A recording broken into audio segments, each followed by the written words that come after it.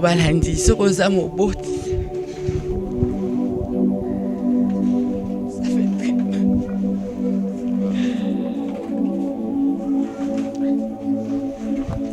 Ça fait très mal vraiment. Comprenez mon émotion. Donc moi na oyo akokola na affection te.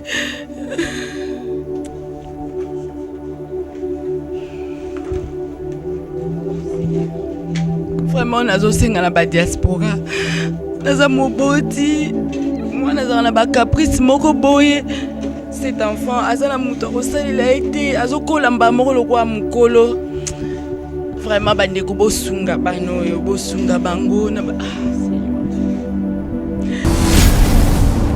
présent cahier de souvenirs veut marquer ici marquer Fondation MK. Fondation MK. Comment date le 31.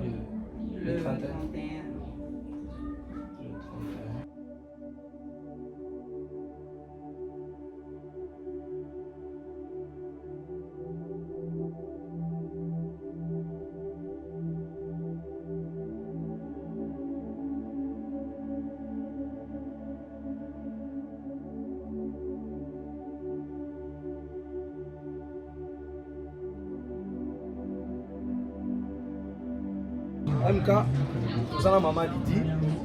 Na bande zo mande to kitsa déjà biloko, po ekota déjà liboso a Ophelina. Maman Lydie doit filer so papa. Mon ami.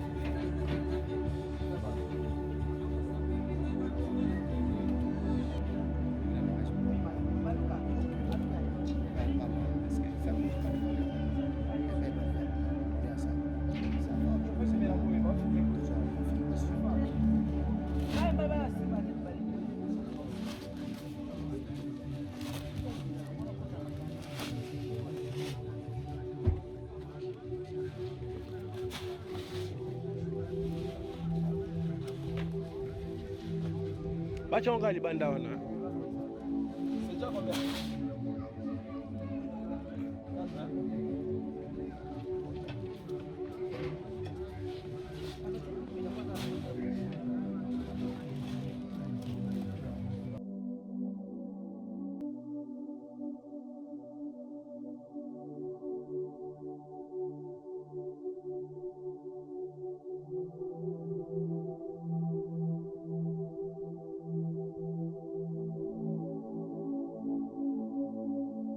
Voilà, 15 pièces à mousse. 1, 2, 3, 4, 5, 6, 7, 8, 9, 10, 11, 12, 13, 14, 15.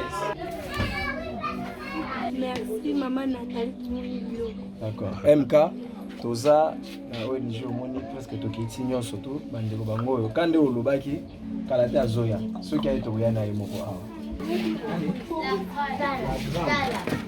Comment moi c'est? Donc, la Pampex c'est un mot. L'onso, sucre, en fait c'est bébé. Maman Lydie, Amatiba, jus, maïs. Ote bandeko balandi, oyo bozolanda biso partout dans le monde entier na chaîne Kitoko, chaîne Yaba Nzambe, Showbiz Télévision. Showbiz Télévision et les cas qui est lancé après. bato motema malamu fondation Maman Nathalie MK depuis États-Unis d'Amérique yeyo asali badon maman sociale maman moko bien toza alors na miséricorde Maman Nathalie akokaki te akangi motema te lokola za na fondation eza posé eza bâti moi ça m'a yele moi ça m'a kasi maman sociale le yango toye tozongi lisusu Maman Lydie na mbala liboso alelaki melelo Maman Lydie aseki atondisa mi na sengo nde ba bébé na ye ba ko vivre malamu na pesi ongo te moi liloba na fondation Maman Nathalie MK.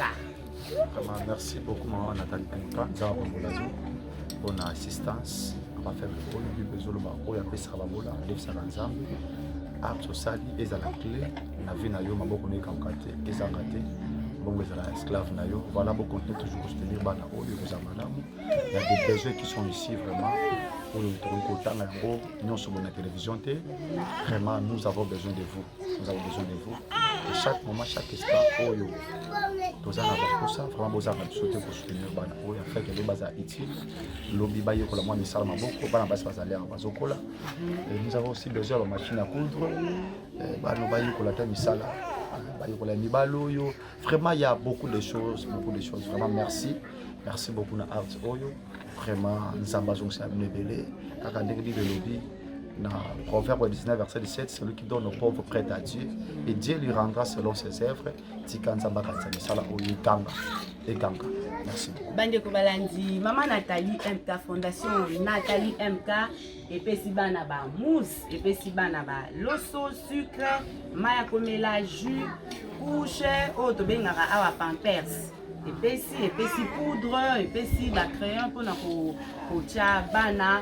Vraiment Fondation Maman Nathalie po ya kolinga pe akutana Maman Nathalie numéro na ye kozala na ba diaspora bobengi Maman Nathalie maman sociale mwasi malamu Maman Nathalie maboko bank prophète apamboli mosakoli apamboli même mosakoli batu mingi bazobenga nga bazozwaka yo te est-ce que opesa pe numéro na yo te nano lobango lisusu oke bandeko balangi lisusu pe olie babengaka nga babandi pe pa na yo numéro na biso ezali plus 243 81 30 83 18 D. Plus 243 81 30 83 18 D. Le numéro est opérationnel n'importe quel moment. Vous appelez sur WhatsApp, soit vous continuez à contacter biso. Na Facebook, vous avez Miséricorde Adoula. Adoula, tout ça sur WhatsApp, vous pouvez contacter biso. La page officielle de biso, vraiment ça sera une bonne chose. Merci beaucoup. Bandeko balandi lelo mama passe à seki parce que amonique Fondation Nathalie MK moi aux États-Unis ya tongo maman sociale Zamba Monayo vraiment donc continuer Fondation Nathalie MK toujours de l'avant soutien sur soutien élévation sur élévation que le Seigneur vous bénisse.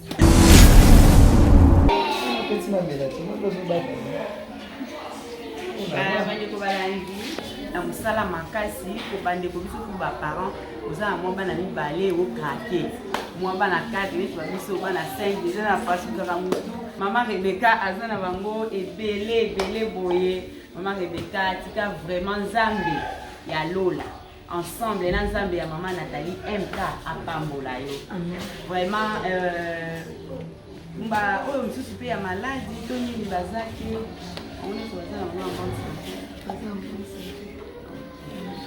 tozalaka ta soki mwa moto mpasi tozalaka mwa dispenseur na biso na sekolo mpasi na mwa dispenseur ayaka lelo dimanche te ayaka dilendi osamedi apres te soki omwene totraite ye awa te azosalaka bafie tozalaka na place moko toza abonnement place wana tokendaka na aveni ya bobozo tokendaka place wana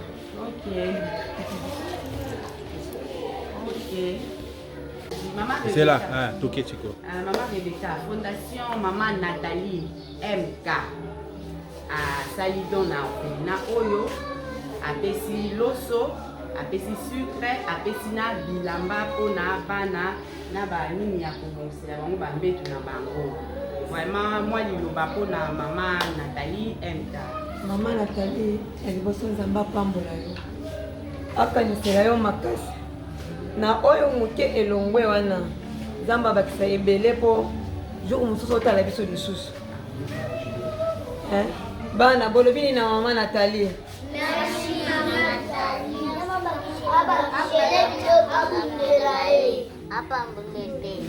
MK toye na second ONG yango oyo omoni bana biloko kaka nde tokabolaki oyo totiki kuna le reste yango tokosilisa awa donc voilà mosala esalemi kitoko elongo na mama Lidi na papa en tout cas tout va bien nasepeli na bango makasi parce que basali mosala. Merci beaucoup. Merci bana. Merci.